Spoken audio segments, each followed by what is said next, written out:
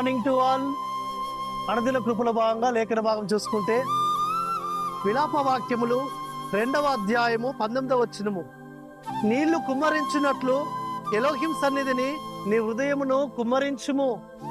అవును ప్రియులారా, మన పసిపిల్లల ప్రాణము కొరకు, మన కుటుంబస్తుల క్షేమం కొరకు, మన సహోదరుల క్షేమం కొరకు మనం ఏం చేయాలంటే మనము వేకువనే లేచి ఆయన సన్నిధిలో నీళ్లు కుమ్మరించినట్లుగా మన హృదయాలను కుమ్మరించాలి. మన హృదయాలను కుమ్మరిస్తే ఎలోహిం సన్నిధికి మన ప్రార్థనలు చేర్చబడతాయి. కాబట్టి మన ప్రార్థనలు మనము ఆ విధంగా అనుదినము కూడా వేకువన లేచి ప్రార్థన చేస్తే మన బిడ్డలకు క్షేమం దొరుకుతుంది.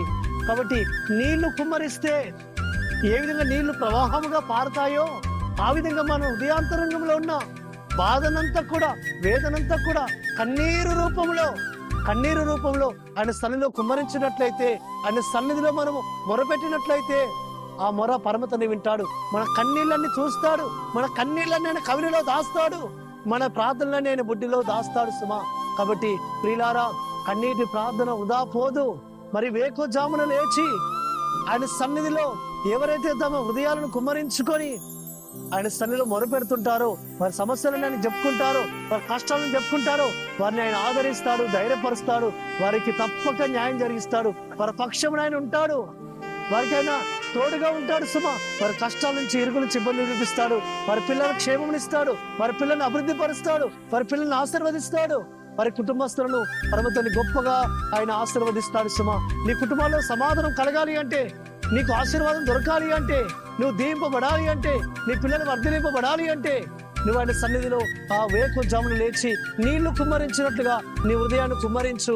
అప్పుడు నీవు, నీ పిల్లలు ఆశీర్వదింపబడతారు, నీ బిడ్డలు దీవింపబడతారు సుమా. కాబట్టి ఆయన స్వరూపాలకు మార్చబడానికి కొరకు, ఆయన పోలికలను మార్చబడానికి కొరకు ఆయన ప్రార్థన చేసినట్టుగా ఆయన కూడా చీకటి ఉండగానే వేకువనే లేచి ఆయన ఆ గెత్సెమనే తోటలో ప్రార్థన చేస్తూ వచ్చేవాడు. కాబట్టి కన్నీటి ప్రార్థన, కన్నీళ్లతోనూ రోదనముతో కూడిన ఆయన ప్రార్థన చేశాడు కాబట్టి ఆయన అంగీకరింపబడుతూ వచ్చాడు. అట్టి ప్రార్థన మనము కూడా చేయబద్ధమైనాం. అట్టి విధంగా ప్రార్థన చేసి ఆయన ఆశీర్వాదాలకు మనము, ఆయన దీవెనకు పాత్రం అవుదాం. అట్టి కృప ఆ పరమతని మన మీద సమృద్ధిగా కుమ్మరించును గాక. ప్రార్థన చేసుకుందాం.